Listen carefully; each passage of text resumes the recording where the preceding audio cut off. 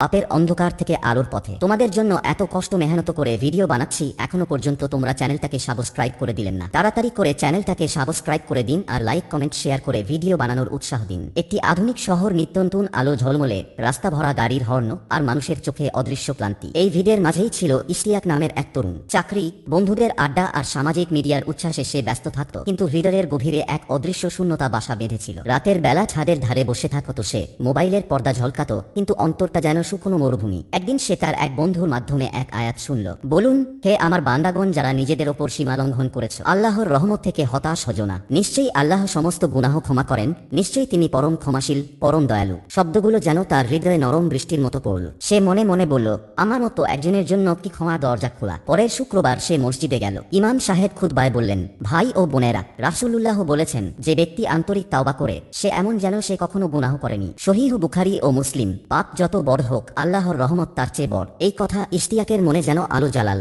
মসজিদের কোণে দাঁড়িয়ে তার চোখ ভিজে উঠল। সে প্রথমবার বুঝল, গুনাহ তাকে ধ্বংস করছে, বরং তাওবা তাকে রক্ষা করতে পারে। সেই রাতে সে কোরআন খুলল। তার চোখ পড়ল আরেকটি আয়াতে, আর যে আল্লাহর উপর ভরসা করে, আল্লাহ তার জন্য যথেষ্ট। সে মনে মনে ফিসফিস করে বলল, হে আল্লাহ, আমি হারিয়ে গেছি, আমাকে পথ দেখাও, আমি তোমার উপর ভরসা করলাম। তার বুকের ভেতর হঠাৎ এক অদ্ভুত শান্তি নেমে এলো। শহরের শব্দ যেন তখন থেমে গেছে। এই অনুভূতি ছিল নতুন এক যাত্রা শুরু। তাওবার পর নতুন সকাল। ইশতিয়াকের জীবনে সেই রাতের পর যেন নতুন ভোর ফুটল। সে সকালে ঘুম থেকে উঠে প্রথমবার নামাজের জন্য অজু করল। ঠান্ডা পানির স্পর্শে তার বুক কেঁপে উঠল, কিন্তু সেই কাঁপন ছিল প্রশান্তি। নামাজের পর সিজদায় পড়ে সে বলল, হে রব, আমি তোমার কাছে ফিরে এসেছি, তুমি আমাকে পথ দেখাও, আমার ভুলগুলো ঢেকে দাও। তার অন্তরের অস্থিরতা ধীরে ধীরে কমতে শুরু করলো। কয়েক সপ্তাহের মধ্যে তার জীবনযাত্রায় দৃশ্যমান পরিবর্তন এলো। আগে সে সময় নষ্ট করত, অযথা গুনাহি অংশ নিত। এখন সে পড়াশোনার পাশাপাশি ইসলামী জ্ঞান আহরণে মন দিল। এক শুক্রবার সে তার এলাকার জামে মসজিদে গেল। ইমাম সাহেব খুতবায় বললেন, যে ব্যক্তি আল্লাহর জন্য একটি খারাপ কাজ ত্যাগ করে, আল্লাহ তাকে আরো উত্তম কিছু দান করেন। ইমাম সাহেব আরো পড়লেন,